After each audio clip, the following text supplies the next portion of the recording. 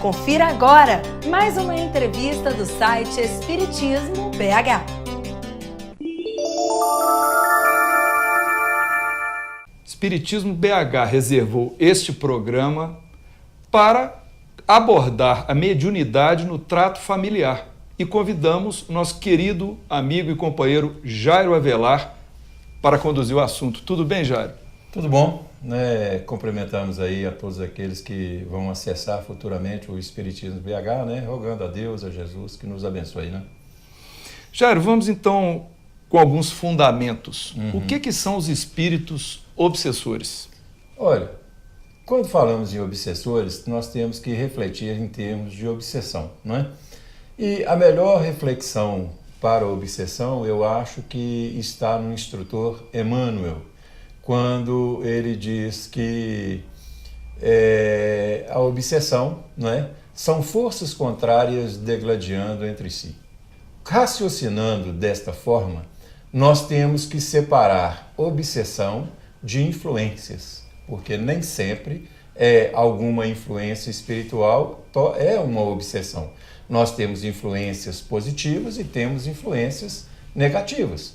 E aí temos que reportar a Kardec, voltando lá ao Livro dos Espíritos, quando Kardec pergunta assim, influem os espíritos em nossas vidas? Né? E os espíritos vão responder a Kardec, muito mais do que possas crer ou imaginar. Na realidade, muitas vezes são eles que vos dirigem. Né? Então, toda obsessão tem consigo uma influência, mas nem todas as influências trazem consigo uma obsessão, né?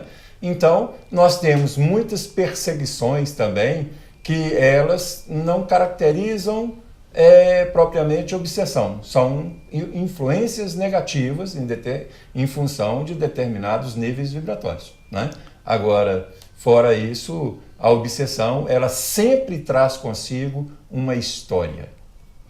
E a obsessão por parte do espírito desencarnado é sempre um processo do qual ele tem consciência? Não. Nós podemos dizer que nesse processo nós temos a questão inconsciente, a questão semiconsciente e a questão consciente. Por quê? Porque muitas vezes esse gládio ele está simplesmente nos níveis do inconsciente. Então, o ódio ali, ele vai reverberando ali, é um ódio inconsciente que, às vezes, a bênção do esquecimento não permite àquela individualidade nem acessar o alvo, né, daquele ódio. Mas a simples vibração, né, ela já produz ondas negativas, né? E essas ondas negativas só vão atingir o alvo caso haja a questão que nós achamos também muito importante nesse capítulo, que é a sintonia. Quando o instrutor Emmanuel diz assim, que sintonia é lei inderrogável no universo, não é? Então, no caso do processo semiconsciente, ou seja, um passo anterior à consciência. Então, a pessoa, ela tem o ódio, ela sabe, né, o movel ali do ódio, ela sabe o que movimenta aquilo, né? Mas ela não, muitas vezes, ela não tem a consciência do mal que ela está levando, né? Então, aquilo tudo opera numa semiconsciência e vai atingir o alvo simplesmente pelos padrões de sintonia. Agora, nós temos os níveis conscientes. Nesses níveis conscientes, né, dentro desse gládio, aquela pessoa que movimenta esse ódio e que busca o outro, ela tem consciência do alvo, do motivo, de como atingir e qual a metodologia que ela vai utilizar para aquilo. Aí é um processo, vamos dizer, totalmente consciente. Nestes casos, né, eu sempre analisando e vendo essas questões, isso em geral é o hospital na certa. Jairo, espíritos obsessores podem atrapalhar relacionamentos afetivos e ameaçar os lares? E por que o fazem? Podem não. Eles, né, isso é uma realidade, e não é uma realidade assim, um acaso, não. Isso é uma coisa muito comum, né? E nós estamos vendo isso aí todos os dias. E eles fazem isso, seguindo determinados objetivos, né? Na nossa experiência aí, vamos dizer, profissional, né? É muito comum, às vezes as pessoas vão até estranhar isso que a gente vai falar, mas é muito comum nós recebermos casais, né, no processo de terapia, às vezes o marido, às vezes a esposa, às vezes os dois, e muitas vezes os obsessores entrarem na sala e inclusive nos ameaçarem, que nós não temos por que intervir naquilo e que eles não vão admitir, né? E daí aquilo muitas vezes, se você não estiver bem preparado no trato dessa questão, você inclusive fica, não é, à mercê dessas vibrações. E isso aí também nos chama a atenção para a importância do preparo no interior da casa espírita, das pessoas que movimentam o atendimento fraterno. Por quê? Porque quando elas recebem esses casais, essas pessoas também, elas recebem a influência desses níveis de obsessão. E tem que estar muito preparado, né, para saber administrar aquela questão. E as causas dessa perseguição poderiam estar em vidas anteriores dessas criaturas? Se são forças contrárias reagindo entre si, né, a causa ela fatalmente está em vidas anteriores. Eu lidei com um caso de um casal, né, em pleno processo de separação e tive acesso a esse espírito obsessor. E conversando com ele, né, eu disse a ele, mas por que você está movimentando isso contra esse casal? Aí ele me disse assim, contra eles eu não tenho nada. Mas aquele menino, né, que aí era um menino de 5 anos, filho, né? Filho, casal. Né? Ele queria separar o casal, porque separando os pais, ele tinha certeza absoluta que ele ia penalizar o filho de 5 anos. E aí eu perguntei a ele assim, mas por que você tem a certeza que você vai penalizar o filho de 5 anos? Ele me disse assim, olha, ele é um suicida contumaz. E ele vai crescer com várias lesões. 12, 13 anos ele volta pelo suicídio. Né? Então, era um caso assim, o casal, né, recebeu aquela criança ali e tudo, mas o objetivo desse obsessor era a criança. Ou seja, então existem causas realmente passadas, as mais variáveis possíveis e as pessoas ficam incapazes de saber o que está acontecendo. Sim. As pessoas ficam incapazes, muitas vezes, de saber, não é? E, muitas vezes, nem é bom movimentar essas curiosidades, né? Deixamos aos espíritos, aos assistentes ali, né? Os espíritos que estão conduzindo o trabalho, levar esse trabalho. Nesse caso dessa criança, houve um desfecho positivo, né?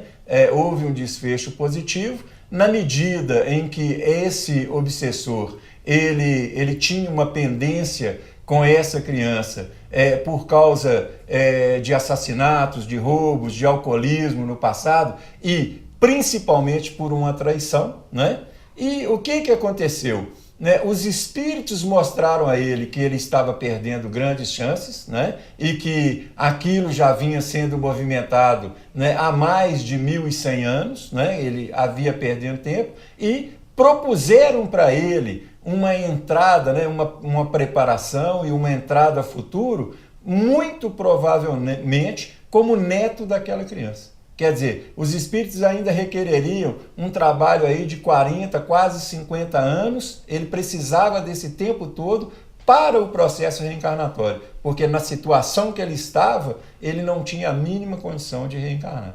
Quer dizer, são trabalhos difíceis, trabalhos demorados, e que aí é que entra a questão. Gente, o lar é um ambiente de extrema responsabilidade. E por que Deus permite esse tipo de interferência maléfica de espíritos inferiores? Não, nós não podemos acreditar, né, que Deus vá permitir a influência maléfica desses espíritos inferiores. Por quê? Porque Deus, como o próprio Livro dos Espíritos vai nos ensinar, né, a governadoria dele se dá por leis, né? E essas pessoas, igual esse caso que nós trouxemos aqui rapidamente, as pessoas ali, elas estavam inseridas nas leis de ação e reação. E aquilo ali era simplesmente um processo de retratação, não é? Que mais dia, menos dia, não é? Iria desaguar num campo feliz, não é? Como diz o próprio instrutor Emmanuel, só existe um grande ódio aonde já se movimentou um grande amor. Mas você diria que todo caso de obsessão seria um caso de retratação ou não? Se não for um caso, vendo pela ótica de Emmanuel, né? Se não for um caso de retratação, aí é um caso de influência, né? Porque estas retratações, ninguém vai buscar uma retratação sem que não haja, né, um histórico, né? E nós vemos com os espíritos, Joana de Ângeles diz assim, nós somos a somatória de nós mesmos, né? Ou seja, quando ela diz isso, o que ela está afirmando? Que nós somos a nossa história, não é? E hoje nós já sabemos que grande parte das doenças, né, que o corpo vem a somatizar, grande parte dos acontecimentos e uma série de coisas, elas são produtos da nossa história, né? E o lar, nós sabemos que o lar é nada mais, nada menos do que a reunião da nossa história mais próxima. Quais mecanismos se utilizam os espíritos atrasados para promover discórdias e separação de casais, de amigos, de cônjuges, etc.? Olha, o primeiro mecanismo, que é o mecanismo de aproximação, é o mecanismo da sintonia, não é? As vibrações, né? À medida que as vibrações elas deixam a desejar, nós entramos nos quadros de sintonia. Dr. Bezerra de Menezes, através da mediunidade de Divaldo Pereira Franco, no livro Painéis da Loucura, né, ele vai citar o seguinte, que é muito tênue a linha que divide, né, o equilíbrio do desequilíbrio. Então, qualquer vibração de ódio, de rancor, de raiva, não é? Estas vibrações, elas provocam automaticamente resposta no campo das sintonias, não é? E o pensamento é vida, o pensamento é força, ele está rondando, ele está sempre circulando. À medida que as vibrações vão caindo, um ódio, um rancor, uma discussão, né, um mal-entendido, né, uma calúnia, uma fofoca, uma conversa atravessada, tudo isso, né, vão servir de motivo para que essa sintonia construa, né, ajude a construção do processo obsessivo. É como se fossem portas que estão sendo abertas. Que vão sendo abertas para os, né, obsessores. Para os obsessores. Por isso é que, reportando aí ao nosso querido Chico Xavier, né, quando ele ele faz a seguinte colocação. Quando você não sabe o que falar, ou que quando você está querendo falar alguma coisa que desequilibrante, que não é boa, né, ele sempre aconselhava o seguinte, encha a boca de água, né? E talvez essa seja uma melhor técnica para o lar, né? Quando existe um ditado muito mineirinho que diz assim, quando um não quer, dois não brigam. Não é? Então, se é o momento da discussão, encha a boca de água ou encha o coração de humildade e deixa aquele momento passar, né, para que esse assunto seja exaurido no futuro, porque às vezes uma palavra, uma questãozinha, ela levanta mágoas. Aquela mágoa, ela entra nos níveis do superconsciente, ela fica ali alguns dias, ela desce para o consciente e ela se adensa. Ela vai adensando. Aí, aos poucos, ela vai migrando para o inconsciente e levanta arquivos de 2.000, 3.000 anos, 1.000 e tantos anos. Esses arquivos eclodem, né? O casal aí, ele entra em choque pleno e, nesse momento, né, voltando a Dr. Bezerra de Menezes, é muito tênue a linha que divide o equilíbrio do desequilíbrio. E os laços obsessivos, à medida que eles vão sendo fortalecidos, Ora, é um trabalho muito grande, né? E depende de muita dedicação, de muito empenho para que eles possam ser desfeitos, né? E às vezes uma união que viria a consagrar ou eliminar problemas de um passado longínquo que estava sendo construído se perde por causa de uma atitude impulsiva. Se perde por causa de uma atitude impulsiva. E nós vamos vendo o seguinte, às vezes um lar que, né, aquele casal, os filhos que ali estão, às vezes aquele planejamento para que houvesse aquele momento, às vezes vem aí de 200, 250, 300 anos de um trabalho profundo da espiritualidade, né? Ajeitando daqui, arrumando dali, preparando daqui, preparando dali, para que no ano X aqueles dois seres pudessem se encontrar, para que num processo tal aqueles seres pudessem trazer outros serzinhos, e às vezes 300, 400 anos são perdidos numa discussão, né? Isso nos chama a uma responsabilidade muito grande no interior do lar, né? Porque às vezes uma pequena fagulha provoca incêndios de proporções inimagináveis. E é preciso ser médium ostensivo para sofrer influência de espíritos obsessores? Não, porque vamos dizer, considerando, né, o próprio codificador, todos nós somos médiums, né? E essa mediunidade em determinados graus, né, oscilando em determinados graus, ela por si só já nos delega uma certa sensibilidade, né?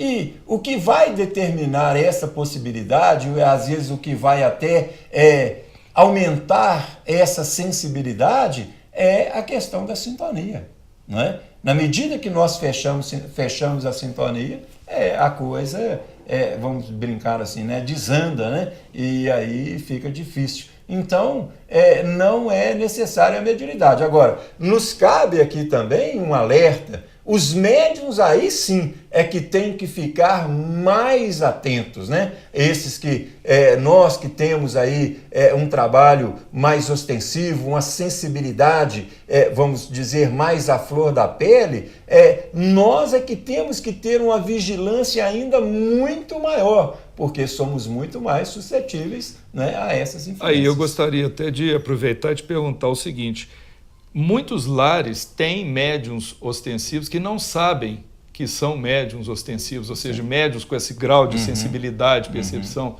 Então, às vezes, acontecem esses graus de desavença porque um está sendo muito influenciado, mas não tem essa percepção, porque às vezes não estuda, não conhece o espiritismo.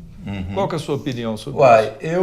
O que nós vemos é que hoje todos os lares, né, conhecem o recurso do Evangelho, né?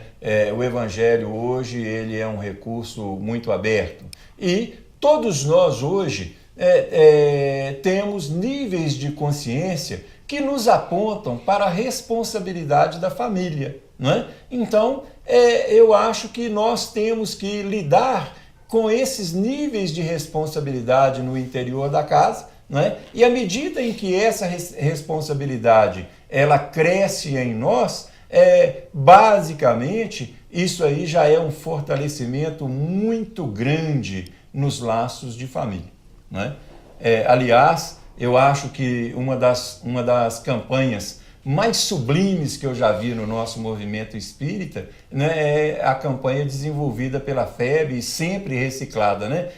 Família, aperte ainda mais esses laços, né? Eu acho que quando a FEB mobiliza esse trabalho, eu acho que isso aí o mundo espiritual comemora assim, em alto estilo. Jário, até que ponto é possível identificar que um comportamento negativo é fruto de uma ação espiritual obsessiva ou é o próprio encarnado? Olha, isso está muito claro na própria codificação, no próprio Livro dos Espíritos, né? Quando Kardec, os Espíritos abordam com Kardec a influência dos Espíritos, né, nas nossas vidas. Quando eles dizem assim, que uma das maneiras de nós identificarmos é observando os pensamentos que nos parecem vêm de fora, não é? Então, isso é muito fácil, né? Nós conhecemos um caso que o casal, ele levantou de manhã, né, para a gente exemplificar isso, o casal levantou e aquela entidade obsessora que já estava ali naquele lar há muito tempo, tramando contra o lar, né,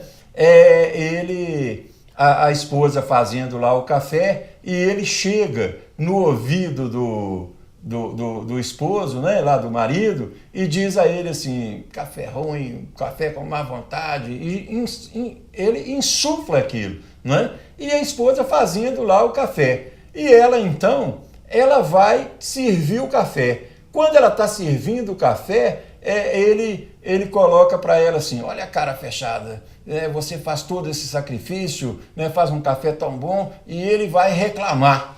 Né? E não dá outra. O marido capta aquela indução e ele bebe aquele café delicioso, mas fala assim, nossa, que café com má vontade. E ela, que já estava, né, induzida a receber aquela crítica, ela diz a ele assim, eu nem devia ter levantado, se você quisesse, você fizesse o seu café. E aquilo desagou numa discussão, veja bem, o obsessor, ele desfez as linhas de equilíbrio 7 horas da manhã num simples café, não é? E isso aí desenvolveu pelos dias, pela semana, e começando por essa linha, não é? Eles chegaram então à separação, né? Quer dizer, a indução, ela vem de fora. Quando nós começamos a receber essas induções, é como se nós estivéssemos escutando alguém, né? Nós estivéssemos escutando alguém. E é muito fácil nós distinguirmos aquilo que é nosso daquilo que não é nosso, né? Por quê? Porque eu levantei de manhã, eu adoro a minha esposa, eu gosto, sei que ela faz o café com carinho, então por que eu vou me dispor contra o café? Né? Ou seja, existe ali, vamos dizer assim, vamos brincar como os mineiros, né? Tem boi na linha. Tem boi, né, na linha. E aí é motivo de vigilância. Né? Se ele for em vigilância, cabia a ela o silêncio. Voltando a Chico, né? Cabia a ela o silêncio. Agora, se ela não fez o silêncio, houve a sintonia entre os dois e os dois automaticamente se tornaram presas daquele obsessor. E ali, isso aí desenvolveu mais 2 anos e 8 meses, e isso acabou, sabe em quê? Né? Num crime. É uma coisa num terrível. Assassinato. Né? Uma discussão que começou num café há 2 anos e tanto. Né? Ô Jairo, agora supondo que uma pessoa suspeite que seu amigo, marido, esposo ou filho esteja com um comportamento alterado por uma ação espiritual obsessiva, o que ela pode e deve fazer para salvaguardar o relacionamento e a amizade? Olha, o primeiro ponto é a vigilância. Né? Jesus vai dizer vigiai e orai. Ou seja, nós vamos ver esses acontecimentos e temos que ter a vigilância de não nos misturarmos com ele. Não é? De não nos misturarmos. Ou seja, eu estou observando no outro e não tenho que entrar na sintonia. Que entrar naquela sintonia. Além do mais, eu não posso me arvorar em ser o dono da verdade. Ou seja, deu uma discussão dentro de casa, aí eu entro, vocês não podem discutir isso e aquilo. Não, deu a discussão, eu vou vigiar, não entro naquela sintonia, às vezes até me afasto daquela situação, entro em prece, né? Deixo aquelas almas ali na sua retratação e espero o momento em que a poeira abaixa, né? Para mim fazer o que nós psicólogos chamamos de pontuar a situação. Né? O que seria isso? É nós esperarmos o melhor momento, falando o mínimo e aprofundando o máximo naquela questão, dando ali sem querer impor condicionamentos. Né? E uma outra questão, sendo casais espíritas, sendo um lar espírita, nós não podemos deixar de esquecer a pujança, né, do evangelho no lar. Né? Porque esse aí eu vejo como o grande caminho dos lares, o grande ponto do equilíbrio dos lares. Né? Então, também a presença do evangelho no lar. Mas acho que a nossa postura, que é de buscar o equilíbrio, é atuar sem querer interferir ou tolher o arbítrio das pessoas. Porque se você quer interferir e tolher o arbítrio das pessoas, você coloca de si, né, um sentimento de dominação e, basicamente, você fecha a sintonia com o ambiente. Jairo, se nem todas as pessoas portadoras de mediunidade têm acesso às reuniões de educação mediúnica, o que podem fazer para educar a sua faculdade e minimizar o assédio obsessivo?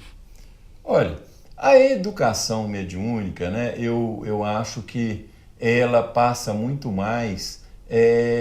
Eu acho que quando nós falamos em educação mediúnica, nós hoje estamos vivendo um momento assim, de muitas apostilas, de muita cultura, isso e aquilo. Eu acho que nós temos que passar a refletir dentro dessa educação mediúnica a educação do próprio ser, né? Porque não existe educação mediúnica sem um processo de reeducação comportamental, né? Isso é básico na mediunidade. Não se trabalha a mediunidade sem esse processo de reeducação em si, né? Porque o resto é cultura mediúnica, né? Agora, a mediunidade ela não pode prescindir desse processo de reeducação. Então, se você, né, está tendo, né, vamos dizer assim, alguns problemas, algumas questões, né, com a mediunidade, necessitando, né, dessa educação, e às vezes está em época de faculdade, em época disso, né, que tem as suas limitações, né? Olha, a primeira coisa, boas leituras, né? Procura boas leituras, né? As referências de Emmanuel, de André Luiz, né? Joana de Ângeles, né? Espíritos maravilhosos que estão aí sempre nos colocando um material assim, de fina estirpe, né? Para esse processo reeducativo. E se esmerar mesmo, né, na questão do comportamento, né? Porque o médium, né, ele não é a cultura mediúnica. O médium, ele é o produto do seu comportamento. O médium, ele é o produto do seu comportamento. Ah, o produto do seu comportamento? Sim, porque o produto do comportamento mediúnico é que vai ditar a sintonia do médium. E à medida que ele se propõe a um processo de reeducação, né, ele pode estar impedido até mesmo de ir à casa espírita. Mas ele tem outras maneiras de ser espírita, né? Porque você não pode, hoje na sua fase de vida, você não pode ir às reuniões de educação mediúnica, não pode ir às reuniões às vezes da casa espírita durante a semana, mas você pode ir à casa espírita num sábado, participar da campanha do quilo, participar das visitas aos hospitais, participar da visita às creches, atender lá os caídos. Então, educar mediunidade não é simplesmente deitar sobre as apostilas. Educar a mediunidade é principalmente trabalhar em si o amor ao próximo. Por quê? Se você não trabalhar em si o amor ao próximo, o que vai ser dessa mediunidade? E isso já seria uma defesa natural. Contra essa aproximação, né, dos espíritos atrasados. Por quê? Porque nós estamos falando em sintonia. Né? Na medida em que você sai numa tarefa de campanha do quilo, na medida que você sai numa campanha do pãozinho aí nas noites, na madrugada, à medida que você visita os doentes no hospital, aqui e ali, automaticamente você está criando em si uma sintonia nova. É um contraponto, né?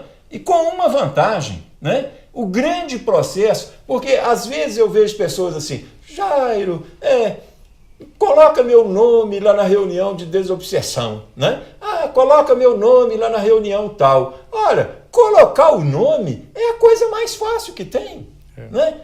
Levar nome para centro espírita, pede para fulano, pede para ciclano, ora, é a coisa mais fácil que tem. Agora, se o processo de desobsessão fosse colocar nome em reunião mediúnica, gente, não tinha problemas no mundo, não é? Porque o processo da desobsessão, ele é um processo profundo, né? Ele é um processo de auto-reeducação do ser. Normalmente demorado, inclusive. Normalmente demorado. E outra coisa, muitas vezes, quando essas questões chegam à casa espírita, né, as pessoas que estão sendo assistidas já possuem as suas lesões. Né? Já possuem as suas lesões. Às vezes, né, o processo vai ser bem desencadeado, bem trabalhado, mas às vezes os reflexos das lesões vão continuar aparecendo. Né? Às vezes uma pessoa, por uma questão obsessiva, ela chega a crises epilépticas. A crise já está instalada. Né? Às vezes os obsessores ou o obsessor, eles vão ser guindados aí a outros pontos, a outras regiões, mas a lesão epiléptica ela já existe. Né? E só resta agora contê-la com medicação, com a assistência médica, isso e aquilo. Ela às vezes vai reduzir de intensidade, vai isso, vai aquilo, mas às vezes a pessoa vai arrastar aquilo até os seus últimos dias. Não quer dizer que, né, não foi feito nada. Bom, Jairo, apesar de que você já falou muitas coisas, eu gostaria que você nos dissesse quais seriam hábitos saudáveis para a proteção dos lares contra a investida de espíritos obsessores. Olha, eu acho que tenho pensado, refletido muito nessas questões, até pela experiência profissional, pela vivência dentro da casa espírita, né? Eu acho o seguinte, o lar, nós temos lá o pai, a mãe, os filhos, né, que entre si são irmãos, né? Eu acho que se nós formos somente marido e mulher, isso são títulos. O esposo e esposa são títulos. Se nós formos pais e filhos, mãe e filhos, isso são títulos. E isso não vai trazer fundamentação alguma ao lar. Eu acho que o lar começa a se fortalecer quando nós passamos a nos enxergar como irmãos. E nesse momento, à medida em que nós aplicamos a fraternidade no interior do lar, nós passamos a trabalhar o lar, o que é mais importante na relação humana, a produção de amigos. Porque se o seu filho for somente filho, ele é passageiro. Se a sua esposa for somente esposa, quando ela fizer aí 40 anos, 50 anos, 60 anos, você vai perder o interesse nela. Se o seu marido for só marido, quando ele chegar aí a 50 anos, não sei quantos anos, você também vai declinar os seus interesses nele. Mas se você manter essa prole, né, fixada dentro das linhas da amizade, né, porque o marido trai a esposa trai o marido, não é? Os filhos traem os pais, mas os amigos não se traem. Né? Então, e a amizade, ela só vem com a implantação da fraternidade. Eu tenho um carinho muito grande, por exemplo, pelas casas espíritas, que em geral chamam assim, grupo da fraternidade, fraternidade espírita, né? Aliança fraterna, porque, gente, a fraternidade, esse sentimento, a instalação desse sentimento fraterno em nós, isso é decisivo no nosso processo evolutivo. Não se constrói evolução se nós não nos abrirmos à fraternidade. Isso eu acho que é decisivo. Eu não quero falar com os nossos amigos sobre fórmulas mágicas. Ah, não, você levanta e reza, você faz isso, você faz aquilo. Não, é simples. Construa a fraternidade em si e deixe essa fraternidade sair de si na direção do seu próximo, porque ela vai construir o item mais importante que nós vemos dentro de um lar. Quando esse lar, ele sai dos títulos para ter um único elo de ligação, que é a amizade. Mesmo que a outra parte não esteja correspondendo, né, Jair? Mesmo que a outra parte não esteja correspondendo. Por que isso? Né? Porque a questão é o seguinte, a obrigação é nossa, né? O outro, ele tem o seu livre-arbítrio. Eu, às vezes, com os casais que estão, né, no processo de separação, e às vezes são coisas assim fatais e não tem volta, eu digo muito a esses casais o seguinte: olha, separe, mas não separe como inimigo, porque para sempre você vai ser pai, né, dos filhos dessa outra pessoa e ela vai ser mãe dos seus filhos. Vocês têm uma construção e têm uma história em conjunto, não é? Então, nós não podemos nos dar ao luxo, né, de sermos inimigos de A ou de B. Então, o caminho, né, se o outro quer ser seu inimigo, é um direito que ele tem, né? Agora, você ser inimigo dele, nós não temos esse direito. E me lembrou aquele trecho de Jesus recomendando: reconcilia-te depressa com né? teu inimigo. Rapidamente, né? Enquanto está aqui nessa encarnação. Agora, ele não disse que o seu inimigo vai reconciliar com você. Agora, você reconcilia com ele. A questão é nossa. Né? A questão é nossa, é pessoal. Né? Ele diz assim, né, se alguém te pedir a túnica, né, dele também a capa. Não vai brigar por pouca coisa. Não é? Quer dizer, e dentro do lar, a toda hora, eles estão nos pedindo a túnica, né? Outros nos batem a uma face, outros nos fazem caminhar mais um ponto. Se você for contrapor isso, você abre sintonia com os inimigos do seu lar. Mas se você entender Jesus, quando ele diz assim, cede, né? Porque dar a capa é ceder, né? Vamos pegar um exemplo muito simples. Vamos dizer, as costas americanas, a Flórida, né, aquela região toda, quando bate os tornados, né, aquelas grandes catástrofes, você vê barco em cima de casa, você vê carro dentro de barco, aquela confusão toda, e a paisagem toda arrasada, mas você olha, as palmeiras estão todas de pé, né, porque elas não se contrapõem ao vento, né? O vento aumenta, ela dobra, o vento diminui, ela volta. Então, isso é o poder da flexibilidade, né? Dentro do lar, gente, nós temos que estar a todo instante flexibilizando. Não interessa que o outro seja inflexível, né? Alguém tem que ceder. E aqui ficou muito claro, Jairo, o seu alerta, porque muitas vezes um momento de desequilíbrio está facilitando o assédio de espíritos que têm todo o interesse que o casal se separe, que os filhos briguem, né? Porque as trevas ficam armadas. Estão armadas ali, não é?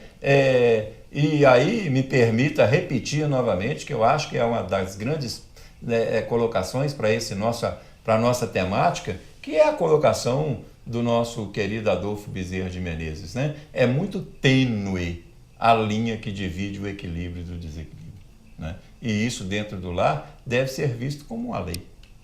Bom, nós vamos então encerrar mais este programa, com a certeza que os internautas apreciaram aqui as explanações do nosso querido Jairo, e fica aí para a sua palavra final, Jairo. A nossa palavra é, gente, muito cuidado com o lar, porque o lar é uma instituição sublime nas nossas vidas, né? Um abraço, um beijo, né? Muito querido ao coração de todos, e até uma próxima, se Deus quiser. Esperamos que você tenha gostado dessa entrevista. Deixe a sua opinião em nosso site.